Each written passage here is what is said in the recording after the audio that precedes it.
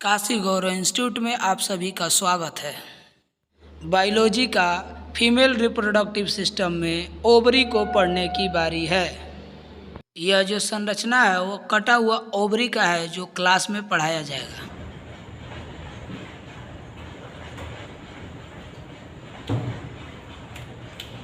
नमस्कार सभी को, सभी छात्रों को, सभी छात्रों को, आप सभी को एक बार फिर से आपके अपने YouTube चैनल काशी गौरव इंस्टीट्यूट में स्वागत है। और आज जो हमारा वीडियो होगा वो स्पेशली बनाया जाएगा, या स्पेशल जो वीडियो होगा वो होगा हमारा ओवरी के ऊपर। किसके ऊपर स्पेशल वीडियो होगा? ओवरी के ऊपर। हम जानने का कोशिश करेंगे कि ओवरी अर्थात अंडाशय का फंक्शन क्या है। ओवरी अर्थात अंडाशय का क्या फंक्शन है, अंडाशय के विषय में इसका कार्य और इसके फंक्शन की जानकारी लेंगे। बाबू लोग, जो एक पिछला वीडियो आप लोगों के सामने आया था उसकी थोड़ी सी रिव्यू हम लोग ले लेते हैं। चलते हैं पिछले वीडियो की और उसका रिव्यू लेके ओवरी के ऊपर चलते हैं। देखिए, पिछला वीडियो था उसमें हमने ह्यूमन रिप्रोडक्टिव ऑर्गन्स को या फीमेल रिप्रोडक्टिव ऑर्गन्स को आपके सामने प्रस्तुत करने की कोशिश की थी। देखिए, सबसे पहला हमने क्या देखा था, यह एक कंप्लीट फीमेल रिप्रोडक्टिव ऑर्गन्स है या फीमेल रिप्रोडक्टिव सिस्टम है। इसमें देखिए, ये वाला पार्ट जो है, ये वाला, इसको हम लोग कहते हैं ओवरी अर्थात अंडाशय। और यह अंडाशय यूट्रस अर्थात गर्भाशय के दोनों ओर होता है। यह अंडाशय जो होता है यह जुड़ा होता है किससे? गर्भाशय से। और ऊपर ये ब्लू कलर की नलिका देख रही होगी, इस नलिका को हम लोग कहते हैं फैलोपियन ट्यूब। तो अब देखिए, ये जो है ओवरी अर्थात अंडाशय, यह एक तो गर्भाशय से जुड़ा होता है और गर्भाशय से जो इसको जोड़ता है उसको हम लोग लार्ज लिगामेंट बोलते हैं, जबकि जो इसको फैलोपियन ट्यूब से जोड़ता है इसे मीसोवेरियम लिगामेंट बोलते हैं। याद रहेगा बाबू, जो फैलोपियन ट्यूब और अंडाशय को जोड़ता है उसे मीसोवेरियम लिगामेंट या मीसोवेरियम लिगामेंट कहते हैं। किसको? फैलोपियन ट्यूब और अंडाशय को जो जोड़ता है उसे क्या कहेंगे? मीसोवेरियम लिगामेंट। अब देखिए, वो यूट्रस में यहाँ देखेंगे एकदम दोनों पेरीमेट्रियम और इंडोमेट्रियम आपस में आकर जुड़ जाता है, जिसकी वजह से इसमें पल रहे बच्चे आपके ये वाला पार्ट अर्थात ये वाला पार्ट को बताए थे कैर्विक्स होता है, कैर्विक्स के बाहर नहीं आ सकता। और इसके नीचे ये वाला पार्ट को हमने बोला था वेजिना होता है या वेजाइना होता है। तो अब देखेंगे ये वाला, देखिए पार्ट, जब इसमें बच्चा पल रहा होता है तो एक या दो बच्चे का ही लोड ये पार्ट ले सकता है। अगर इससे ज्यादा बच्चे गर्भाशय में पल रहे होंगे तो यूट्रस उसका वेट नहीं उठा पाता और ये चौड़ा हो जाता है और बच्चे का जो प्रोसेस है वो मिसकैरेज होने की चांस ज्यादा हो जाती है। बहुत सारी चीजें हमने पहले वीडियो में बताई है, जो बच्चों ने नहीं देखा है वो पहले वीडियो को देख लेंगे। कुछ इंपॉर्टेंट चीजें जानेंगे।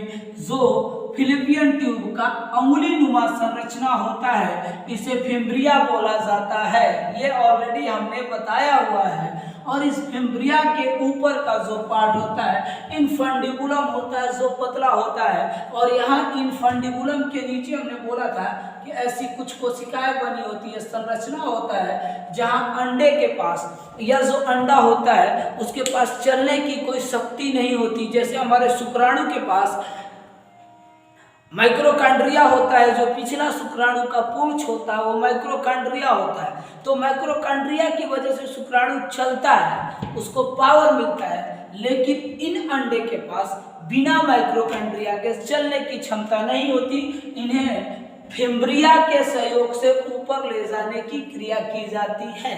याद रखें बच्चे, फिम्ब्रिया के सहयोग से। और यहाँ जैसे अंडा पहुंचता है उस अंडे को हम लोग अंडकोश कहते हैं, या आप अपने एनसीईआरटी में देखेंगे तो उसे ओवा बोला जाता है। लेकिन ओवा नहीं होता, वो सेकेंडरी ओसाइट्स होता है, अर्थात द्वितीय अंडकोशिका होता है, जो कहाँ पहुंचता है बाबू लोग? एम्पुला में। एम्पुला में ही निश्चित रूप से इससे निषेचन की क्रिया प्रारंभ होती है और निषेचन के बाद ये विकसित एम्पुला में जो है वो अंड कोशिका विकसित होकर अंडा बन जाता है और वही अंडा धीरे धीरे कहाँ पहुंचता है, यूट्रस में पहुंचता है। तो समय को बचाते हुए हम लोग आगे चलते हैं और आज आप लोगों के बीच एक बड़ा ही interesting topic, interested point ovary को डिस्कस करेंगे।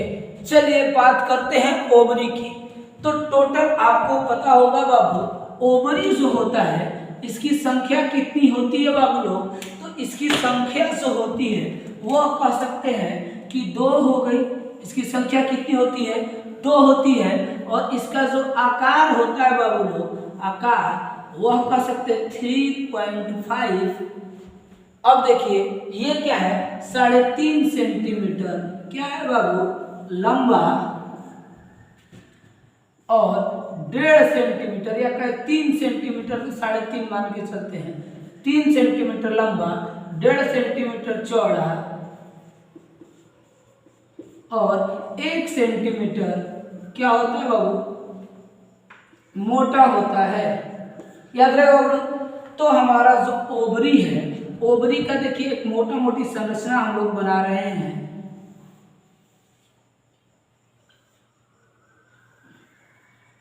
ऐसा दिखेगा ये जो ओवरी है, इसकी ये संरचना है मोटा मोटी। ये ओवरी की लंबाई 3 सेंटीमीटर, चौड़ाई 1.5 सेंटीमीटर और मोटाई 1 सेंटीमीटर होता है। अब बात करते हैं कि इस ओवरी में देखेंगे कि इस ओवरी के बाहर एक परत होता है। इस ओवरी के बाहर बाबू क्या होता है, एक परत होता है। इस ओवरी के बाहर एक परत होता है। इस परत को ही हम लोग क्या बोलते हैं, ट्यूनिका एल्बुजिनिया। इस परत को हम लोग क्या बोलेंगे, ट्यूनिका एल्बुजिनिया। और इस ट्यूनिका एल्बुजिनिया के जस्ट नीचे ये जो परत होता है, ये परत को हम लोग स्पेशली बोल सकते हैं कि ये जो परत होता है एपिथेलियम का परत है। किसका परत है, एपिथेलियम का। और इस एपिथेलियम के द्वारा क्या किया जाता है बाबू लोग, इस एपिथेलियम के द्वारा क्या किया जाता है बाबू लोग, अंडे का विकास किया जाता है। किसका विकास किया जाता है, अंडे का विकास। अब देखिए ये तो बाहर, अंदर से ये संरचना जो होता है ये कुछ इस प्रकार का होता है। अर्थात ये जो आपका अंडाशय है यह अंदर से एक कुशल संरचना में होता है। ध्यान से देखेंगे बाबू लोग, एक कुशल संरचना में होता है। यह अपने कुशल संरचना के द्वारा 2 भागों में बटा होता है। यह अपने कुशल संरचना के द्वारा कितने भागों में बटा होता है बाबू, 2 भागों में बटा होता है। अब क्या क्या होता है बाबू, अब देखिए ये जो कुशल संरचना है यह 2 भागों में बटा होता है। अर्थात क्या कह सकते हैं हम लोग कि आपके अंडाशय की संरचना में 2 भागों में बटा होता है। कौन कौन सा 2 भाग में होता है बाबू, तो एक आंतरिक संरचना, अंदर से कहेंगे, अंडाशय की अंदर से, मतलब बाहर से नहीं बात कर रहे हैं, किसकी बात कर रहे हैं, अंडाशय के अंदर से। तो आपका अंडाशय देखिए ये अंडाशय का आंतरिक भाग है, इसलिए हटके दिखा रहे हैं ताकि आप क्लियर देख सके। मैं इधर आ जाता हूँ। अंडाशय का आंतरिक भाग, आंतरिक का मतलब इंटरनल स्ट्रक्चर। जो इंग्लिश मीडियम वाले हैं डेवलपमेंट ऑफ इंक समझेंगे और एपिथेलियम को एपिथेलियम ही समझेंगे, और जो हिंदी मीडियम वाले हैं वो भी एपिथेलियम ही मानते हैं। ट्यूनिका एल्बुजिनिया ये इंग्लिश और हिंदी दोनों में चलता है। ये सेंटीमीटर लॉन्ग समझ ही सकते हैं, चौड़ाई जगह समझ ही सकते हैं, और ये गहराई मोटाई है। तो आप देखेंगे कि ये जो इंटरनल स्ट्रक्चर होता है, आंतरिक संरचना होता है अंडाशय का, वो स्पेशली एक संयोजी ऊतक का बना होता है। कनेक्टिव टिश्यू, आंतरिक संरचना जो होता है वह किसका होता है, इंटरनल स्ट्रक्चर अर्थात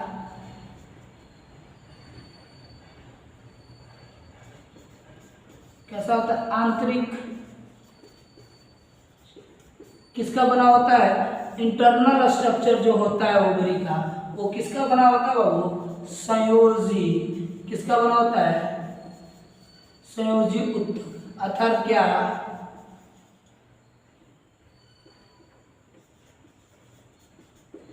कनेक्टिव किसका बना होगा, टिश्यू का बना होगा। इंटरनल स्ट्रक्चर जो होगा वो किसका बना होगा, कनेक्टिव टिश्यू का। यहां तक आप लोग स्क्रीनशॉट ले लीजिए, देख लीजिए, फिर आगे चलते हैं। अब देखिए बाबू लोग, यहां तक क्लियर हो गया होगा। तो संयोजी उत्तक का क्या बनाया हो, आपका अंडाशय। तो अब अंडाशय जो संयोजी उत्तक का बना है, अब देखिएगा ध्यान से, थोड़ा ऊपर का मैं साफ कर रहा हूं। अंडाशय जो संयोजी उत्तक का बना है, ये वाला पार्ट हटा देता हूं। अंडाशय जो संयोजी उत्तक का बना है, इस पार्ट को हम लोग एक स्पेशल नाम से जानते हैं। अंडाशय जो संयोजी उत्तक का बना होता है वह संयोजी उत्तक स्ट्रोमा कहलाता है। क्या कहलाता है, स्ट्रोमा कहलाता है। याद रखेंगे, क्या कहेंगे, स्ट्रोमा कहते हैं। अब देखिए आगे बढ़ता हूं मैं। अंडाशय जो कनेक्टिव टिश्यू का बना होता है, अर्थात अंडाशय हिंदी वालों के लिए अंडाशय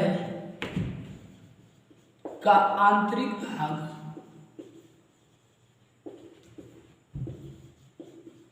अंडाशय का आंतरिक भाग किसका बना होता है, संयोजी उत्तक का बना होता है।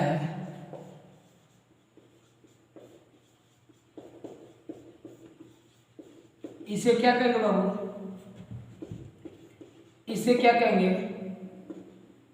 इसे क्या कहते हैं, स्ट्रोमा। इंग्लिश मीडियम वाले समझेंगे, इंग्लिश मीडियम वाले समझेंगे internal structure of ovary is known as stroma. Internal structure of ovary is known as stroma. अब बाबू इंटरनल स्ट्रक्चर को क्या कहा हमने, स्ट्रोमा कहा। अब चलते हैं आगे के संरचना में। जो स्ट्रोमा आपने पढ़ा, जिस इंटरनल स्ट्रक्चर ऑफ ओवरी को आपने क्या कहा, यह हटा दे बाबू लोग। इंटरनल स्ट्रक्चर ऑफ ओवरी को आपने क्या कहा, स्ट्रोमा कहा था। इस स्ट्रोमा को दो भागों में बांटते हैं। अब देखिए ओवरी को थोड़ा ऊपर बना रहा हूं मैं,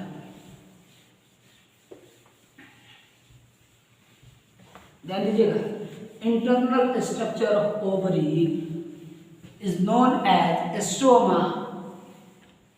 ओवरी अर्थात अंडाशय के आंतरिक भाग को क्या कहते हैं बाबू, स्ट्रोमा कहते हैं।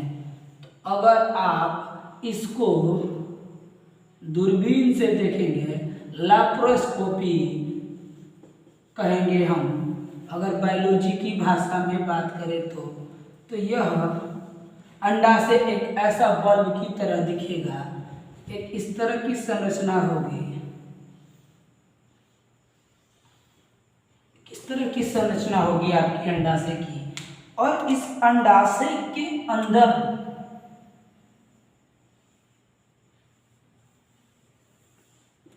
ये आंतरिक स्ट्रक्चर हो गई और ये अंडाशय के बाहर की संरचना थी, जिसमें एपिथेलियम और ट्यूनिका एल्ब्यूजिनिया थे। अब अंदर यहां से चल रहे हैं, ये वाला पार्ट पे एक और ब्लू का ले लेता हूँ, ग्रीन का ले लेता हूँ ताकि समझ में आए।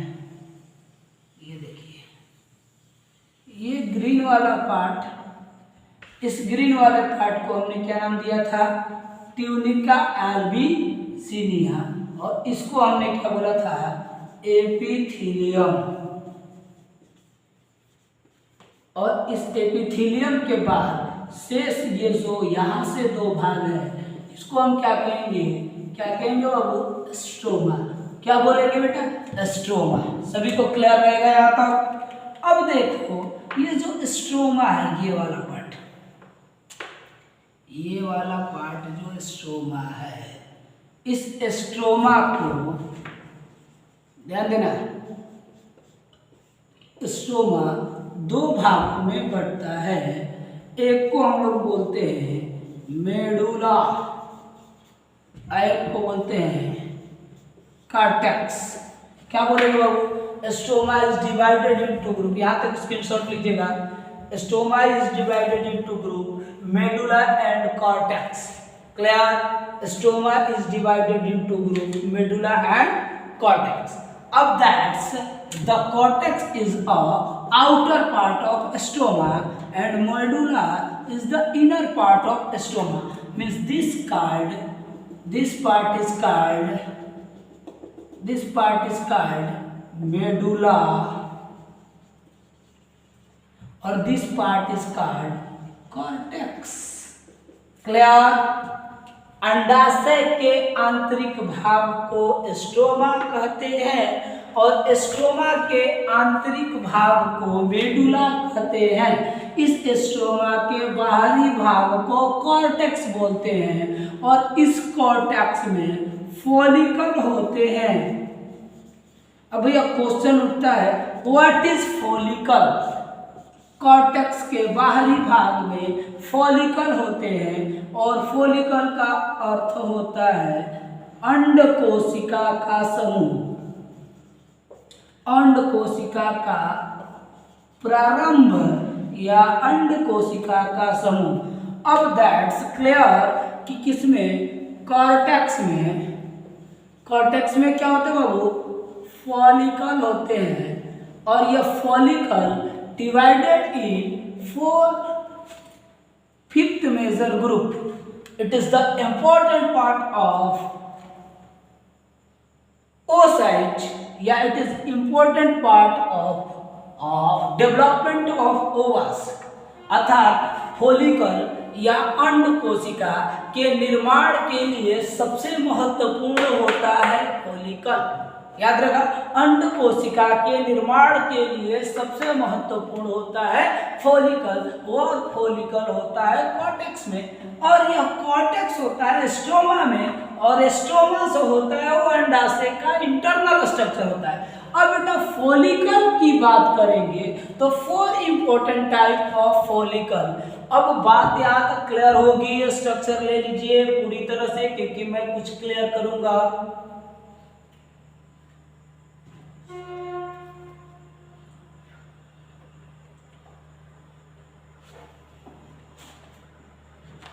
क्लियर हो गया बाबू लोग?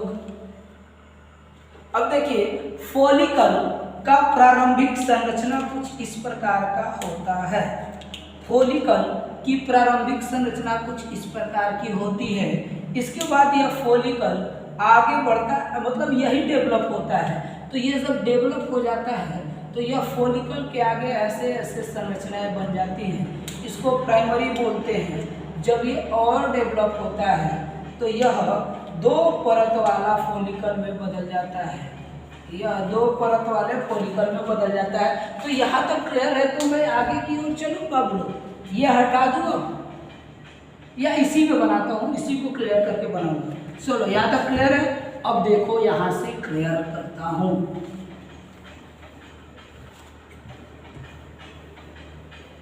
स्ट्रक्चर याद रखिएगा, बहुत इंपॉर्टेंट है। अगर आप नीट की तैयारी है, नीट के एक्सपीरियंस है तो ये अंदर की बात है। अगर इसको आप 11-12 में भी लिखते हैं तो कोई माई का लाल नहीं है जो आपका नंबर काट ले, 100% आपको नंबर मिलेंगे। ग्राफिक के साथ आप बनाइएगा, आपको प्योर नंबर मिलेगा।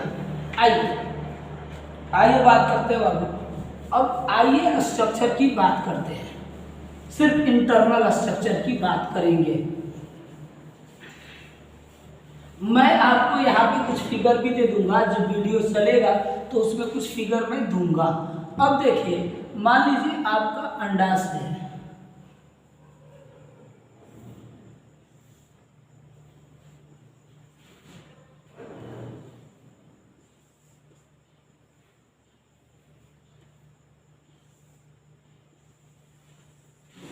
मान लीजिए आपका अंडाशय ऐसा है, एक घड़े के आकार का मैंने बना दिया बेसिक कंपोनेंट के लिए।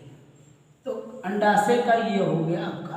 तो यहाँ से कुछ नसें आई रहती है जो अंडाशय में ब्लड वेसल्स को प्रारंभ कराती है। ये नसें होती है जो अंडाशय में क्या ले जाती है, क्या ले जाएंगे, ब्लड। अंडाशय में क्या ले जाएंगी, ब्लड।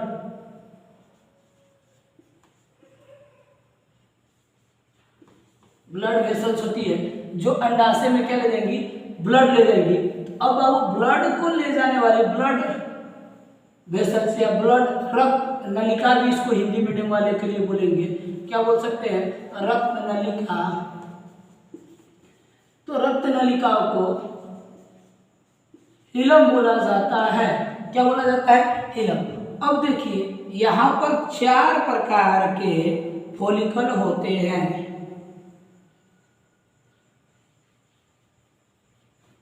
4 प्रकार के फॉलिकल होते हैं और 5वां जो सबसे इम्पोर्टेंट फॉलिकल होता है वो अंडे को रिलीज करने के लिए इम्पोर्टेंट होता है।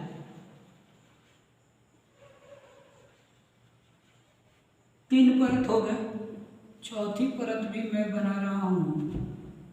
अंडा देखिए विकसित होता जा रहा है, एक परत, ये देखिए दूसरा परत, यही अंडा है, इसकी स्थिति चेंज नहीं हुई है, ये मत समझिएगा इसी के ऊपर परत चढ़ रहा है। और जैसे जैसे परत चढ़ेगा इसकी आकृति में चेंजिंग आएगी और जैसे जैसे इसकी चेंजिंग आएगी ये एक विकसित एक्स के रूप में फर्टिलाइज हो जाएगा। तो ये जो होता है प्री मेडुलर फॉलिकल बोलते हैं। इसको क्या बोलेंगे, प्री मेडुलर। क्या बोलेंगे, प्री मोडुलर या प्री मेडुलर। याद रहेगा, लिख दें सबसे पहला प्री मेडुलर या प्राई मेडुलर भी बोलते हैं, प्राई मेडुलर, मोडुलर। सबसे पहला को क्या बोलेंगे, प्राई मोडुलर के बाद क्या आता है, प्राइमरी। ये सभी फॉलिकल है बेटा, और फॉलिकल किसमें होंगे, याद है, किसमें, कॉर्टेक्स में, इसमें कॉर्टेक्स में। और ये इंटरनल स्ट्रक्चर है, इसको क्या बोलेंगे, याद है, प्राइमरी। स्टोमा को 2 भागों में हमने बांटा था, क्लियर है कि नहीं है। Stoma is divided in 2 major group like cortex and medulla, cortex and medulla, याद रहना चाहिए। तो ये कॉर्टेक्स में क्या होंगे, प्राइमरी फॉलिकल, इसको क्या बोलेंगे, सेकेंडरी फॉलिकल। और इसके बाद यहाँ एक अलग बनेगा, 2 और फॉलिकल बनेंगे, इसको बोलेंगे टर्शियरी फॉलिकल, और ये हो गया tertiary follicle, tertiary follicle, clear रहेगा, टर्शियरी फॉलिकल। और final follicle is a, final follicle is a, final follicle is a Graafian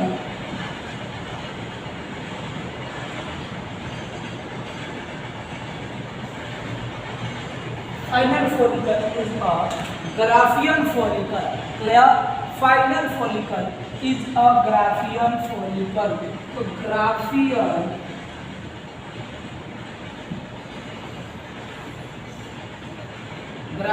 follicle is the major follicle।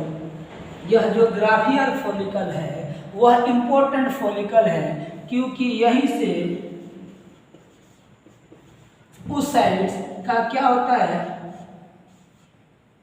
उस साइड, या इसको हम लोग क्या बोलते हैं, सेकेंडरी उस साइड। सेकेंडरी उस साइड का मतलब हिंदी मीडियम वाले समझेंगे द्वितीय अंडकोशिका। ग्राफिकियन फॉलिकल से द्वितीय अंडकोशिका उत्पन्न होकर कहाँ पहुंचता है, उत्पन्न होकर कहाँ पहुंचेगा, फैलेपियन ट्यूब में। कहाँ पहुंचेगा बाबू, fallopian, fallopian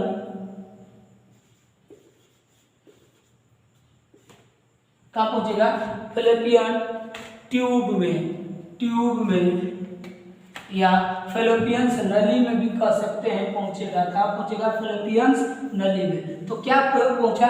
Graafian follicle develop होकर क्या बना दिया? अंड कोशिका। और अंड कोशिका कहाँ पर था? फैलोपियन नली में। और यही फैलोपियन नली में, कहाँ? फैलोपियन नली में, फैलोपियन नली में ही क्या बनता है? अंड कोशिका से किसका निर्माण होता है? अंडे का। किसका निर्माण हुआ? अंडे का। अर्थात अंड कोशिका किसमें चेंज हो गया? अंडे में। अब बाबू अंड कोशिका के बाद, यहां तक क्लियर करिए।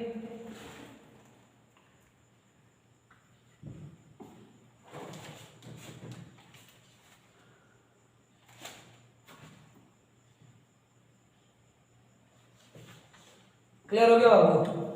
तो अंड कोशिका के चारों ओर, अंड कोशिका के चारों ओर, इधर लिख दे, अंड कोशिका के चारों ओर, इंग्लिश मीडियम वाले अंड कोशिका को ओसाइट समझेंगे। क्या समझेंगे? ओसाइट समझेंगे। यहां लिखे ना, अंड कोशिका को क्या समझेंगे? ओसाइट समझेंगे। इंग्लिश मीडियम वाले अंड कोशिका को क्या समझेंगे? ओसाइट मान लेंगे। तो ये अंड कोशिका के चारों ओर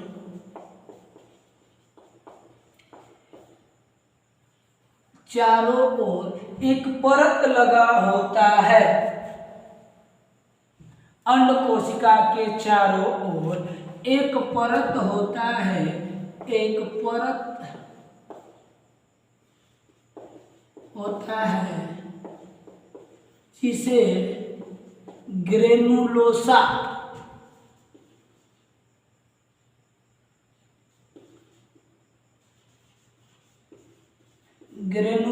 सेल कहा जाता है। जिसे क्या कहा जाता है बाबू? ग्रेनुलोसा सेल कहा जाता है। और यह ग्रेनुलोसा सेल क्या करता है? तो यह करता है अंड कोशिका को क्या देता है? अंड कोशिका को क्या देगा बाबू? पोषण देता है। अंड कोशिका को क्या देता है? पोषण देता है। अंड कोशिका को पोषण कौन देता है? ग्रेनुलोसा सेल देता है। अब देखो ग्राफियन फॉलिकल, मान लो इधर कहीं पे ये हटा दे, आ गया सफाई, अंड कोशिका के ये हटा दो, ये हटा दो, या यही देखो ये हटा देते हैं, इसको हटा देते हैं, इसको, ताकि तुम लोगों को समझ में आ जाएगा, क्लियर रहेगा। अब देखो बाबू लोग, यहां तक क्लियर हो गया होगा। तो अब समझना, मान लो एक चारों फॉलिकल का हम संरचना बनाते हैं, उसके बाद तुमको समझाने का कोशिश करते हैं कि इसमें दो चीजें बच जाता है। अगर आप दूरबीन विधि से देखेंगे तो जो पुराने प्रेग्नेंट महिलाएं हैं या जिनकी प्रेगनेंसी काफ़ी समय से हो रही है या जिनका उम्र अधिक हो गया है, तो उनके गर्भाशय में पीला पीला सा भाग दिखता है। क्या दिखेगा? पीला पीला सा भाग दिखेगा। अब क्या है भैया, देखो पहले जो ये एक अंतिम है, जिसको हम लोगों ने एक नाम दिया था ग्राफियन फॉलिकल। तो इस ग्राफियन फॉलिकल के चारों ओर जो संरचनाएं हम दिखा रहे हैं, ये तुम्हारा ग्रेनुलोसा सेल का है, ग्रेनुलोसा सेल का है। अब ये जब रिलीज हुआ, जहां से अंडा रिलीज हुआ, तो अब जो शेष भाग बचता है अंडे रिलीजिंग के बाद, ध्यान देना, अब इससे मान लो ये ओवम है या ओवम से ओवा रिलीज हो, तो अगर क्या रिलीज हुआ? ओवा रिलीज हो गया, या क्या रिलीज हो गया बाबू? अंडा रिलीज हो गया। अंडा क्या हो गया? निकल गया। कहाँ से? कहाँ से अंडा निकला बाबू? कहाँ से निकला? अंडाशय से। तो अंडाशय से जब अंडा निकला तो कुछ तो भाग बचा होगा, तो कुछ भाग तो बचा होगा, और उन शेष भाग में कुछ न कुछ चीजें होती है, वो दो संरचना में बटी होती है, एक तो पीली और दूसरी होती है सफेद। अब देखो जो पीली संरचना होती है उसे कार्पस ल्यूटियम बोलते हैं और एल्बिकेन बोलते हैं। पीली संरचना हर बार अंडाशय से रिलीजिंग के बाद, अंडाशय से अंडा निकलने के बाद, अंडाशय से अंडा के रिलीजिंग के बाद शेष भाग जो बचता है वह पीली संरचना में होता है। याद रखना है, अंडाशय में जो पीला भाग होता है, अंडाशय का कैसा भाग, पीला भाग, अंडाशय में जो पीला भाग बचा होता है उस पीले भाग को हम लोग क्या बोलेंगे बाबू, कार्पस।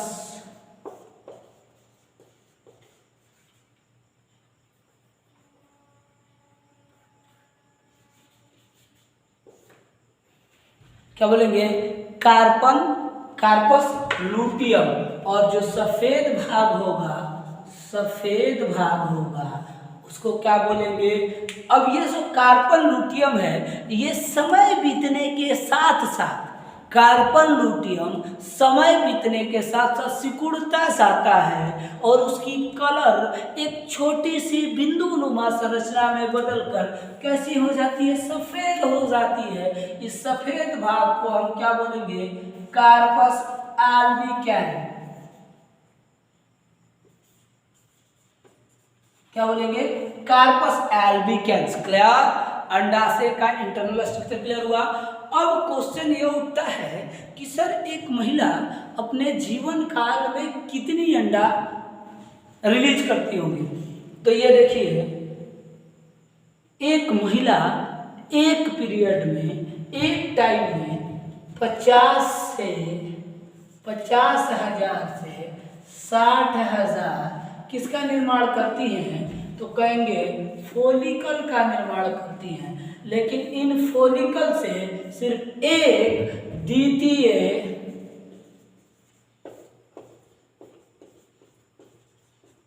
अंड कोशिका कहाँ पहुंचता है, एक द्वितीय अंड कोशिका कहाँ पहुंचता है, फैलोपियन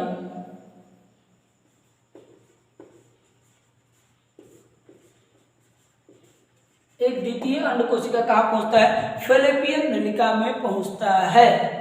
और वही द्वितीय अंड कोशिका डेवलप होके ओवम के रूप में, ओवा के रूप में, अंडे के रूप में निस्तारित हो जाता है। और निस्तारण के बाद शेष भाग क्या कहते हैं हम लोग, कार्बन लूटियम। तो एक महिला एक बार में एक अंडे को ही उत्पन्न करती है, अर्थात अगर उसका पीरियड्स या मानसिक या राजोधर्म दो तरह का होता है, 28 डे और 35 डे। तो जिनका 28 डे का होगा वो साल भर में लगभग 12 अंडे का रिलीज करेंगी। और अगर उनका जीवन काल में, अगर उनकी प्रेगनेंसी के स्टार्टअप या अंडे का रिलीजिंग फॉर्म या उनका मानसिक चक्र का प्रारंभ 13 वर्ष की उम्र में हुआ है या 15 वर्ष की उम्र में हुआ और समापन 50 वर्ष, तो 35 वर्ष और प्रत्येक साल 12 अंडे रिलीज करेंगी। अर्थात एक महिला अपने संपूर्ण जीवन काल में कितना अंडा देंगी, 400 से 450 अंडे को ही उत्पन्न कर सकती है। समझे, एक महिला अपने संपूर्ण जीवन काल में 400 से 450 अंडे को ही रिलीज कर सकती है। और अगर हम हर साल एक महिला को बच्चे देते हुए समझे, तभी एक महिला अपने जीवन काल में मात्र 35 बच्चे को ही जन्म दे सकती है। इससे ज़्यादा बच्चों को जन्म महिलाएं नहीं दे सकती है। यहाँ तक क्लियर होगा बाबू आप लोगों का। मुझे उम्मीद है कि ये कॉन्सेप्ट आपका बिल्कुल क्लियर होगा, इसमें कोई डाउट्स नहीं होगी। बाकी का शेष बचा वीडियो पुनः कल मैं लेके आऊँगा और ओवरी का शेष जो थोड़ा बहुत बचा है उसको क्लियर करने के बाद मैं आगे की ओर चलूँगा।